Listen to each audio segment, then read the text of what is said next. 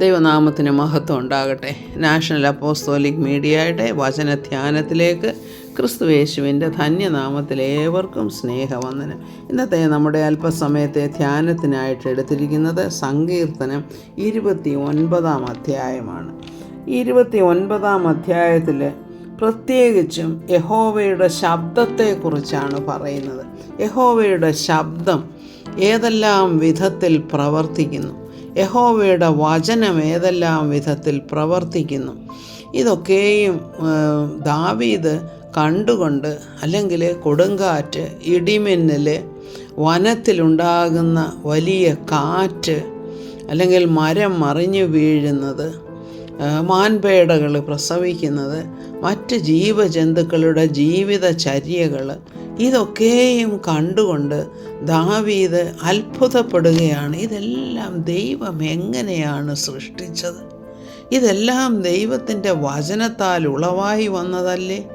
ഇതെല്ലാം ദൈവമാണല്ലോ നിയന്ത്രിക്കുന്നത്. ഇങ്ങനെയുള്ള കാര്യങ്ങൾ ഓർത്ത് വാസ്തവത്തിൽ അതിശയിക്കുകയും ദൈവത്തെ സ്തുതിക്കുകയും ചെയ്യുന്ന ഒരു സങ്കീർത്തനമാണിത്.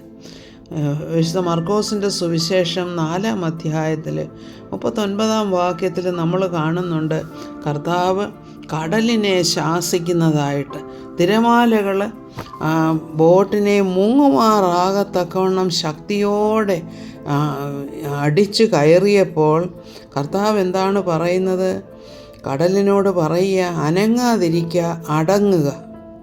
ഇത്രയും പറഞ്ഞപ്പോൾ കടലും കാറ്റും ഒക്കെ അമർന്നു, വലിയ ശാന്തതയുണ്ടായി എന്നാണ് നാം വചനത്തിൽ വായിക്കുന്നത്.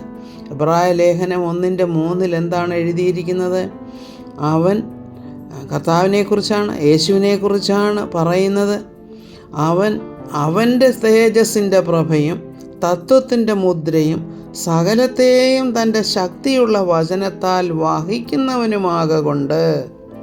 അപ്പോൾ അവൻ എന്താണ് ചെയ്യുന്നത്? ദൈവ തേജസ്സിൻ്റെ പ്രഭയാണ് യേശുക്രിസ്തു എന്ന് പറയുന്നു. അതായത് ദൈവത്തിൻ്റെ ആ തത്വത്തിൻ്റെ മുദ്ര, ആ എസൻസ്, അതിൻ്റെ ഒരു അടയാളമാണ് കർത്താവെന്ന് പറയുന്നു.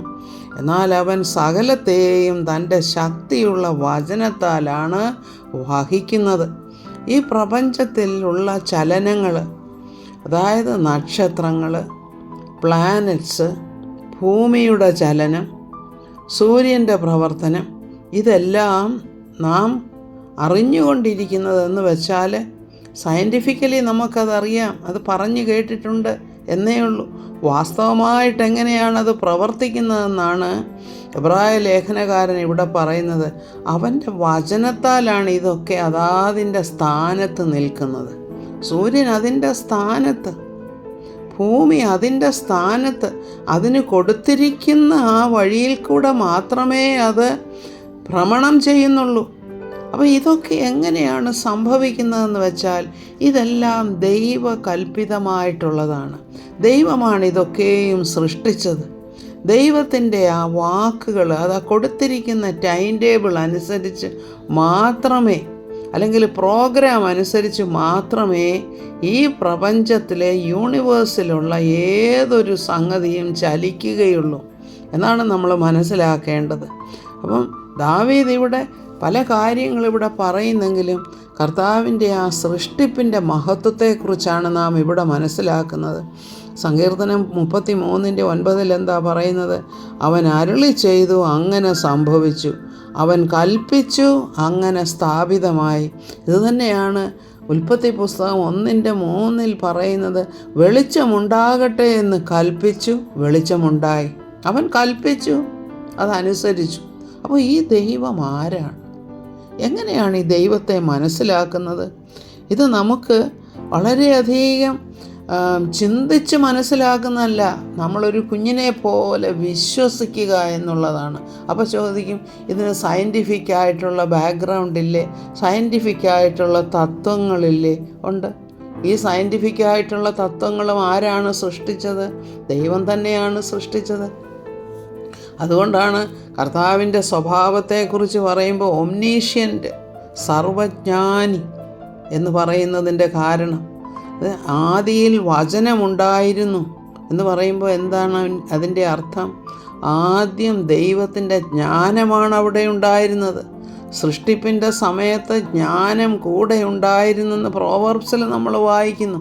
അതായത് ദൈവത്തിൻ്റെ ബുദ്ധിയും ജ്ഞാനവുമാണ് ഈ ലോകം, ഈ യൂണിവേഴ്സ്, ഈ പ്രപഞ്ചം, ഈ ഭൂമിയുടെ ചലനം, ജീവജന്തുക്കളുടെ അല്ലെങ്കിൽ പക്ഷികളുടെ, മനുഷ്യരുടെ എല്ലാം ചലനങ്ങളെ നിയന്ത്രിക്കുന്നത്.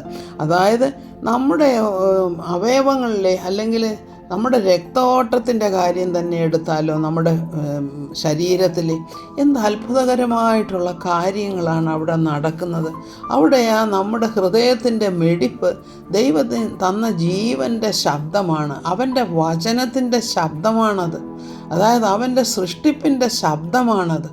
അപ്പോൾ എന്താണ് നമ്മൾ അതിശയിക്കുക? 139 സങ്കീർത്തനത്തിൽ നമ്മൾ വായിക്കുന്നത് പോലെ അത്ഭുതകരമായി നമ്മെ സൃഷ്ടിച്ചിരിക്കാൻ ദൈവത്തിന് സ്തോത്രം. ഇതാണ് ദൈവമക്കളെ, നാം ദൈവത്തെ തിരിച്ചറിയാനായിട്ട് നമ്മൾ വേറെ എങ്ങോട്ടും പോകണ്ട. നമ്മുടെ ചുറ്റുമുള്ള കാര്യങ്ങൾ, അതായത് നാച്ചുറലായിട്ട് ഉള്ള ചലനങ്ങൾ, ഇതൊക്കെ നോക്കിയാൽ മതി. നമ്മെ തന്നെ, നമ്മുടെ ജീവിതം അല്ലെങ്കിൽ നമ്മുടെ ശരീരത്തിൻ്റെ ഫങ്ഷനിങ്, ഇതൊക്കെ ഒന്ന് നോക്കിയാൽ ദൈവത്തിൻ്റെ കൽപ്പനയാലാണ് അല്ലെങ്കിൽ ദൈവത്തിൻ്റെ വചനത്താലാണ് ഇതൊക്കെയും ചലിക്കുന്നതെന്ന് നമുക്ക് മനസ്സിലാകും.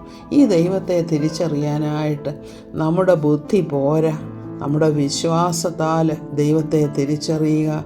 ദൈവനാമത്തിന് മഹത്വം. സ്തോത്രം.